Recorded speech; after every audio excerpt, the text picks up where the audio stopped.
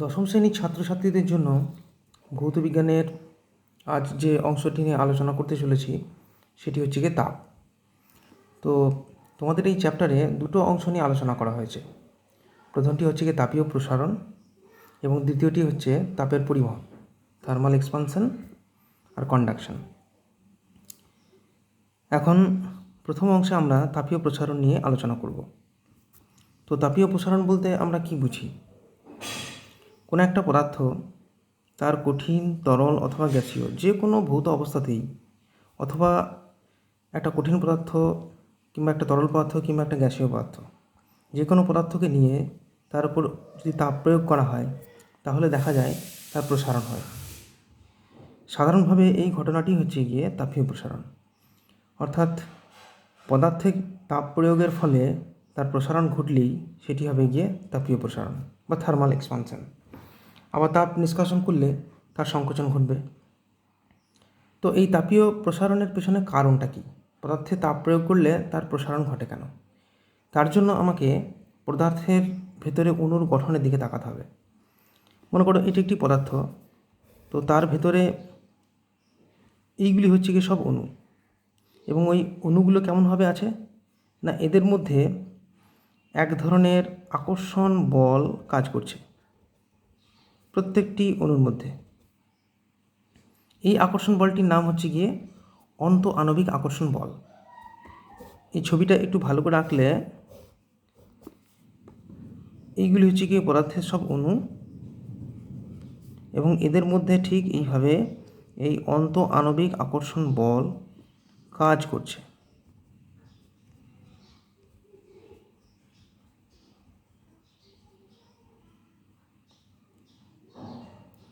এইবার এই পদার্থে যদি বাইরে থেকে তাপ প্রয়োগ করা হয় তাহলে কি হয়?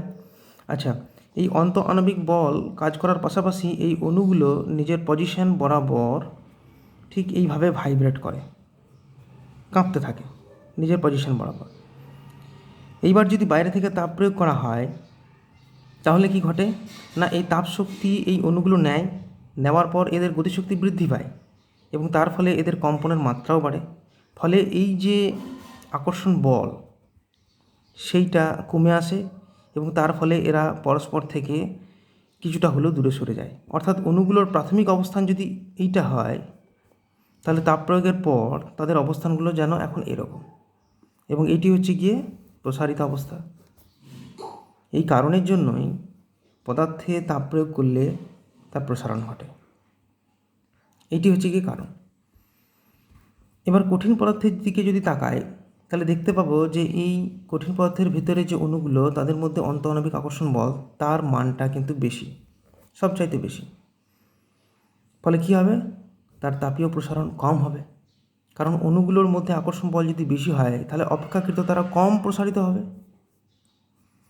তরল পদার্থের ক্ষেত্রে এই অন্তঃআণবিক আকর্ষণ বলের মান অপেক্ষাকৃত কম কঠিনের তুলনায়, ফলে তার প্রসারণটা কী হবে? অপেক্ষাকৃত বেশি। প্রসারণটা কী হবে? অপেক্ষাকৃত বেশি। এবং গ্যাসীয় পদার্থের ক্ষেত্রে এই অন্তঃআণবিক আকর্ষণ বলের মান একেবারেই কম, নগণ্য, ফলে তার ক্ষেত্রে তাপীয় প্রসারণ সবচাইতে বেশি। কেননা সেখানে অণুগুলোর মধ্যবর্তী যে আকর্ষণ বল সেটা অনেক দুর্বল, ফলে তাপ প্রয়োগ করলে অণুগুলো পরস্পর থেকে অনেক বেশি দূরে সরে যায়, তাই তার প্রসারণ বেশি হয়। এইটি হচ্ছে গিয়ে তাপ প্রয়োগে পদার্থের প্রসারণের কারণ।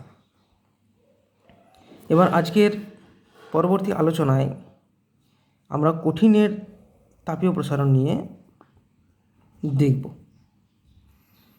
এখন কঠিন পদার্থের মধ্যে তাপ প্রয়োগ করলে যে জিনিসটা দেখা যায় যে তার দৈর্ঘ্য, প্রস্থ, উচ্চতা প্রায় সব দিকেই কিন্তু প্রসারণ ঘটে, অর্থাৎ এই প্রসারণটা যেন কিনা ত্রিমাত্রিক। আমরা আমাদের দৈনন্দিন জীবনে অনেক রকম অভিজ্ঞতার সম্মুখীন হয়েছি যেখানে কঠিন পদার্থের ওপর তাপ প্রয়োগে তার প্রসারণ ঘটছে। যেমন একটা কাঁচের শিশি নিয়ে তার মুখে ধাতব ছিপি যদি আটকে থাকে এবং সেটা যদি না খোলে তাহলে সেক্ষেত্রে আমাদের ওই ধাতব ছিপিটিকে তাপ প্রয়োগ করলে ধাতব ছিপিটি আলগা হয়ে খুলে যায়। কেন খুলে যায়? তার কারণ হচ্ছে গিয়ে ওই ধাতব ছিপিটি সেটি তো একটা কঠিন পদার্থ, ফলে তার মধ্যে তাপ প্রয়োগের ফলে তার প্রসারণ ঘটে এবং সেটি আলগা হয়ে তখন খুলে যায়। ঠিক একই কায়দায় গরুর গাড়ির চাকায় লোহার বেড় কিন্তু পরানো হয়ে থাকে, সেখানেও কিন্তু তাপ প্রয়োগে কঠিনের প্রসারণই হচ্ছে গিয়ে কারণ। পরবর্তী যে জিনিসটা আসছি সেইটি হচ্ছে গিয়ে, যেহেতু আমরা দেখলাম যে কঠিন পদার্থে তাপ প্রয়োগ করলে তার দৈর্ঘ্য, প্রস্থ, উচ্চতা সব দিকেই প্রসারণ ঘটছে, ফলে এর ক্ষেত্রে প্রসারণগুলো কেমন হবে না দৈর্ঘ্যজনিত প্রসারণ হবে, যেটাকে আমরা বলবো দৈর্ঘ্য প্রসারণ বা লিনিয়ার এক্সপানশন। এটি হচ্ছে কি দৈর্ঘ্য প্রসারণ তাপ প্রয়োগে।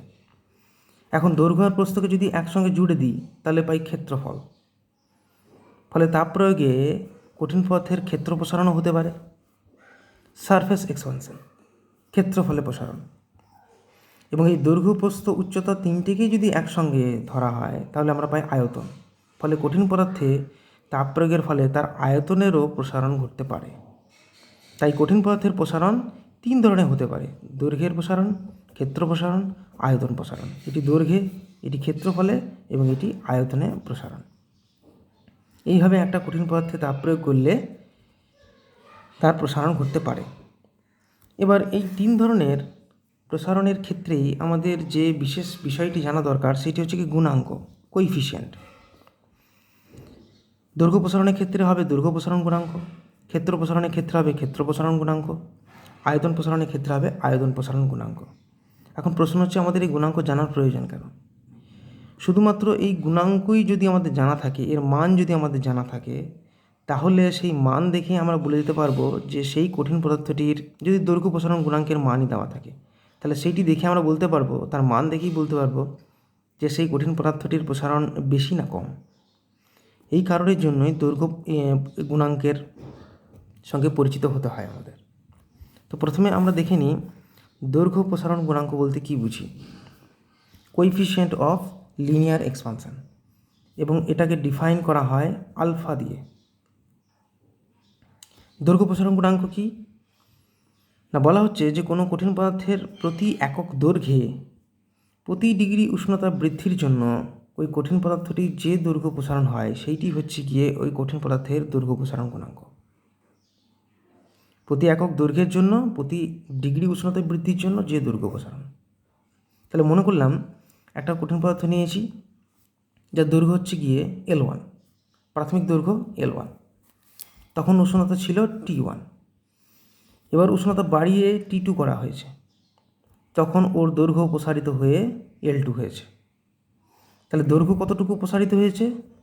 L2 minus L1। যেহেতু T2 গ্রেটার দেন T1, তাই L2 গ্রেটার দেন L1। এখানে লিখছি T1 উষ্ণতায় মনে করলাম প্রাথমিক দৈর্ঘ্য হচ্ছে কঠিন পদার্থটির L1, T2 উষ্ণতায় অন্তিম দৈর্ঘ্য প্রসারিত হয়ে অন্তিম দৈর্ঘ্য হলো L2। T2 greater than T1, তাই L2 গ্রেটার দেন L1। তাহলে দৈর্ঘ্য প্রসারণ কতটুকু? L2 minus L1। এবং উষ্ণতা বৃদ্ধি হয়েছে কতটুকু? T2 minus T1। কাজেই আলফা সমান কী লিখব? বলা হয়েছে যে পরিমাণ দৈর্ঘ্য প্রসারণ হয়, দৈর্ঘ্য প্রসারণ L2 মাইনাস L1 প্রতি একক দৈর্ঘ্যে। প্রথমে দৈর্ঘ্য কত ছিল? L1। তাহলে যেহেতু প্রতি একক দৈর্ঘ্যে, তাই L1 দিয়ে ডিভাইড করতে হবে। এবং প্রতি ডিগ্রি উষ্ণতা বৃদ্ধি, টোটাল উষ্ণতা বৃদ্ধি হয়েছে T2 মাইনাস T1, তাই প্রতি ডিগ্রি উষ্ণতা বৃদ্ধি মানে T2 মাইনাস T1 দিয়ে এই দৈর্ঘ্য প্রসারণের মানটাকে ভাগ করতে হবে। তাই আলফা সমান পেলাম L2 minus L1 divided by L1 into T2 minus T1। এইটিকে সমাধান করলে দাঁড়ায় L2 সমান L1 within bracket 1 plus alpha within bracket T2 minus T1, যেখানে L2 অন্তিম দৈর্ঘ্য, L1 প্রাথমিক দৈর্ঘ্য, আলফা দৈর্ঘ্য প্রসারণ গুণাঙ্ক এবং T2 মাইনাস T1 হচ্ছে গিয়ে অন্তিম উষ্ণতা বৃদ্ধি, উষ্ণতা বৃদ্ধির পরিমাণ। তাহলে এর একক কী দাঁড়াবে? এর একক হবে, যেহেতু উপর নিচে দৈর্ঘ্য একক রয়েছে তাই এগুলো ক্যান্সেল আউট হবে, তাহলে শুধুমাত্র পড়ে থাকবে উষ্ণতা। তাই এর একক হবে 1 ডিভাইডেড বাই উষ্ণতার একক। কাজেই সেলসিয়াস স্কেলে এর একক হবে ডিগ্রি সেলসিয়াস ইনভার্স, ফারেনহাইট স্কেলে সেটি হবে ডিগ্রি ফারেনহাইট ইনভার্স, এবং কেলভিন স্কেলে সেটি হবে কেলভিন ইনভার্স, যেহেতু এটা 1 ডিভাইডেড বাই উষ্ণতার একক। তাহলে এর মাত্রা কি দাঁড়াবে? মাত্রা হবে থিটা ইনভার্স, যেহেতু একক 1 ডিভাইডেড বাই উষ্ণতার একক। এবার এইখানে আরও একটি বিষয় লক্ষণীয়, সেটি হচ্ছে আমরা জানি যে সেলসিয়াস স্কেল এবং ফারেনহাইট স্কেল এদের মধ্যে একটা সম্পর্ক রয়েছে। সেটা কি না, ফারেনহাইট স্কেলের 180 ঘর সমান সেলসিয়াস স্কেলের 100 ঘর। কাজেই ফারেনহাইট স্কেলের 1 ঘর সমান সেলসিয়াস স্কেলের 5/9 ঘর। 100 ডিভাইডেড বাই 180 সমান 5/9। তাহলে আলফা সি যদি সেলসিয়াস স্কেলে দৈর্ঘ্য প্রসারণ গুণাঙ্ক হয় এবং ফারেনহাইট স্কেলে এটি যদি আলফা এফ হয়, তাহলে আমি লিখব আলফা এফ সমান 5/9 ইন্টু আলফা সি। যেহেতু 1 degree Celsius equals to 1 degree Fahrenheit সমান 5/9 ডিগ্রি সেলসিয়াস।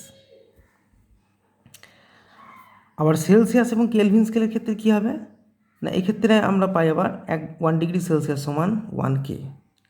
কাজে এক্ষেত্রে আলফা সি সমান আলফা কে হবে, তার কারণ এখানে উষ্ণতা কোনো পার্থক্য নেই। 1 ডিগ্রি সেলসিয়াস সমান 1K, তাই আলফা সি সমান আলফা কে। এটি হচ্ছে গিয়ে সেলসিয়াস স্কেলের দৈর্ঘ্য প্রসারণ গুণাঙ্ক, এটি হচ্ছে গিয়ে ফারেনহাইট স্কেলের দৈর্ঘ্য প্রসারণ গুণাঙ্ক। এরপর আমরা বিভিন্ন পদার্থের দৈর্ঘ্য প্রসারণ গুণাঙ্কের যদি মানের দিকে তাকাই, তাহলে দেখব যে সবচাইতে বেশি যার মান সেটি হচ্ছে অ্যালুমিনিয়াম। এর মান 24 × 10⁻6 ডিগ্রি সেলসিয়াস ইনভার্স। পিতলের ক্ষেত্রে এটি 19 × 10⁻6 ডিগ্রি সেলসিয়াস ইনভার্স। তামার ক্ষেত্রে এটা 17 × 10⁻6 ডিগ্রি সেলসিয়াস ইনভার্স। আবার ইনভার কোয়ার্জ এদের ক্ষেত্রে 0.7 0.6 × 10⁻6 ডিগ্রি সেলসিয়াস ইনভার্স। এর মান খুবই কম। তাহলে এই মান দেখে আমরা বলতে পারছি যে অ্যালুমিনিয়ামের দৈর্ঘ্য প্রসারণ যা, তার তুলনায় ইনভার কোয়ার্জ এই সমস্ত পদার্থের দৈর্ঘ্য প্রসারণ অতি কম। সবচাইতে বেশি হচ্ছে অ্যালুমিনিয়াম এবং কমের দিকে পড়ছে ইনভার কোয়ার্জ। এদের ক্ষেত্রে দৈর্ঘ্য প্রসারণ হয় না বললেই চলে। যদি জিজ্ঞেস করা হয় যে পিতলের দৈর্ঘ্য প্রসারণ গুণাঙ্ক 19 × 10⁻6 ডিগ্রি সেলসিয়াস ইনভার্স বলতে কী বোঝো, তাহলে কি বলা হবে না, তাহলে সেই সংজ্ঞার দিকে তাকাতে হবে। লিখতে হবে যে 1 সেন্টিমিটার দৈর্ঘ্যের একটি পিতলের দণ্ডের 1 ডিগ্রি সেলসিয়াস উষ্ণতা বৃদ্ধির জন্য দৈর্ঘ্য প্রসারণ হবে 19 সেন্টিমিটার, যদি আমি সেন্টিমিটার এককে লিখি। আর যদি মিটার এককে লিখি তাহলে সেক্ষেত্রে লিখতে হবে 1 মিটার দৈর্ঘ্যের একটি পিতলের দণ্ডের প্রতি ডিগ্রি সেলসিয়াস উষ্ণতা বৃদ্ধির জন্য দৈর্ঘ্য প্রসারণ হবে 19 মিটার, 19 × 10⁻6 মিটার। আজ এই অবধি।